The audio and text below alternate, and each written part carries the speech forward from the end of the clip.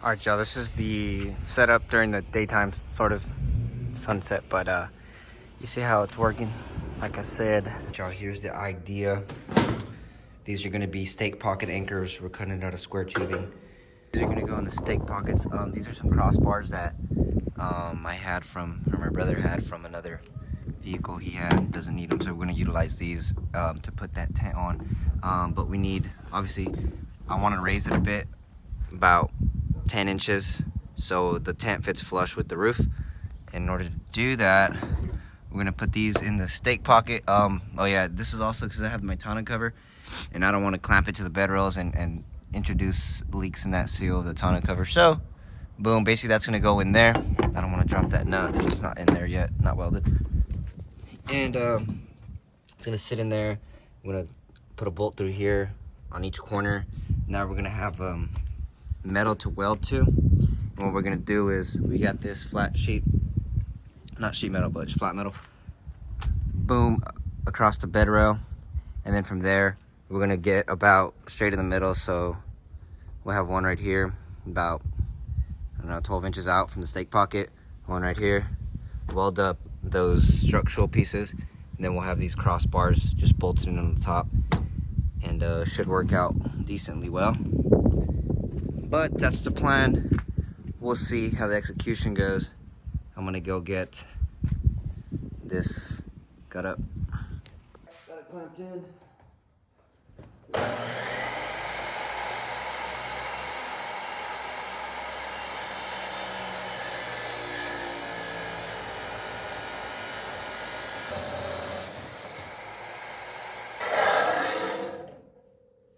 Just like that, we got our second stake pocket anchor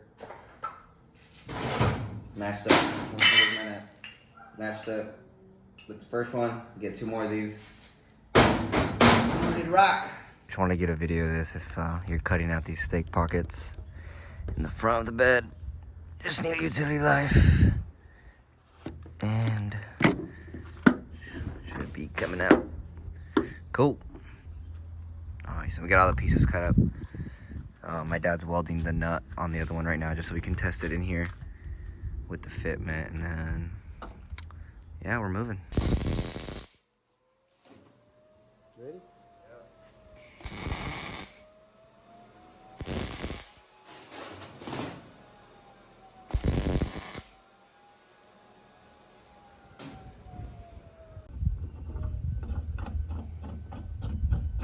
Washer, and then we're gonna weld the nut on the top right here. Okay. And then once that's in, we got this flat metal. Just bolt it straight down to that, so that way it's anchored down. Then we'll get these crossbar. You want to use that metal for... So we cut out the front stake pockets, but the front ones are shorter than the back ones, so we just cut off about 2 inches. And yeah, just something to note.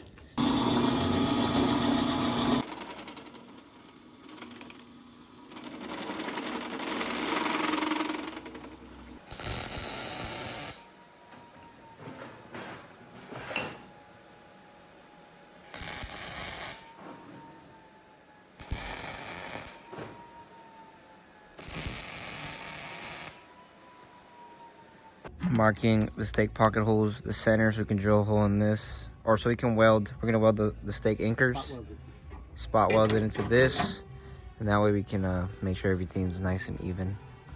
All right, so right now we're trying to figure out what angle we want these bars at. More or less gonna be matching the shape of the cab. We got it at like 25 degrees right now, so that's more or less what we're gonna be using to make sure we're at the same angle on all four verticals. The angle that my dad set up on here on his table saw, making those cuts for that 25 degree slope. I don't know if that's how you use all these things, but that's how we're using it. And as long as you do it the wrong way every single time, they'll all be the same. We're gonna put these 14 inches. The center line of this is gonna be 14 inches from the end. So this whole piece is 55 inches. So measure 14 inches from here. That's gonna be the center line. And we're gonna do the inside edge of this vertical is gonna be also on the center line. So right there at 1.5 inches, because this is a 3-inch wide piece.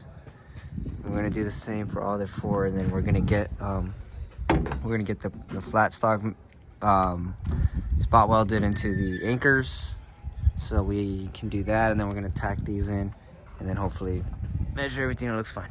This is what we got going on. We got everything tacked in. Now we're about to take it off.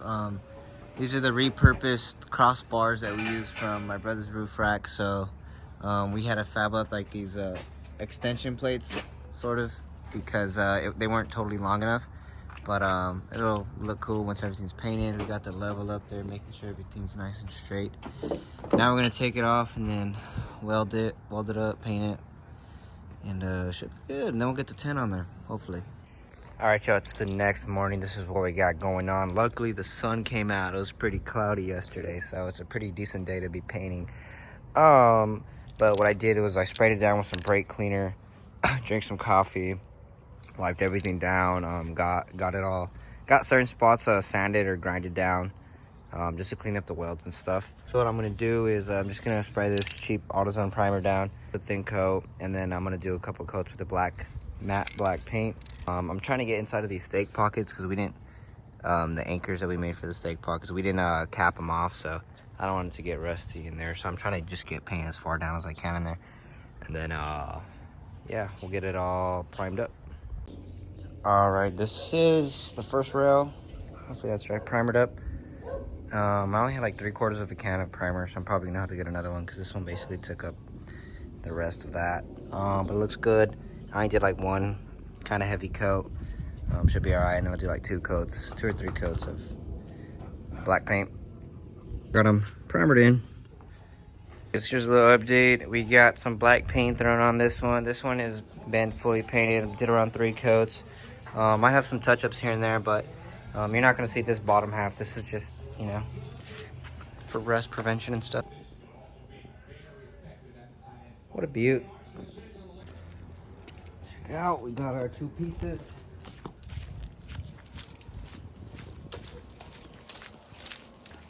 All right, this, you see they're not that heavy. These are the 2 pieces that we built. They go in the stake pockets, and then they obviously hang over the top of the bed. So this one, you can see one side is longer than the other side. The long side goes towards the rear of the bed. So this one is obviously this side, right there in the stake pocket. That's nice and sturdy. It's pretty lined up. And I got the hardware in the truck that I got at Home Depot. All right.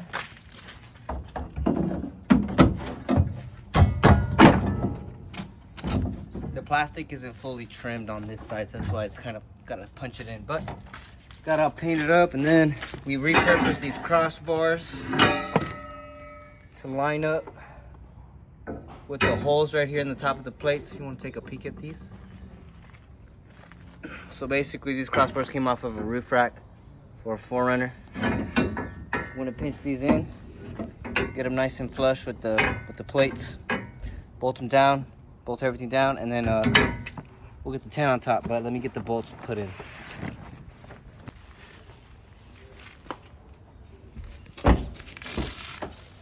Now that's a real truck right there. Anyways. All right, so this is what we got going on for the bolts for the anchor points. 1/2-inch bolt with the washer, so it catches against that side of the bed. We got some bad news. The more I tighten this, should have seen it beforehand, but that's life. The more I tighten these anchors, since they aren't completely flush with the inside of the bedside, it pulls the anchor back this way, which in turn pulls the rack rails out that way. So the more I tighten it, the more this is going to lift, and it's not going to sit flush. So I'm going to scratch this design. I think I'm going to cut off the foot pockets, the feet, whatever you want to call them, drill a hole on top. And I'm going to use the same toggle bolts that are in my utility rail. I'm going to sandwich them underneath there and then drill into that. There's a bolt into that, and it should be, they're rated for 1,000 pounds each, so it should be fine. But we're going to go ahead and try that because this design is not going to work. Alrighty, so here's the new plan. What like I said, I just repurposed these toggle bolts that I use for my utility rails in there. I had to cut out part of the plastic so I can clamp onto the actual, it's hard to see, let me see. Right under here, there's actual metal from the bed rail. Basically, so I just use a utility knife to cut that out.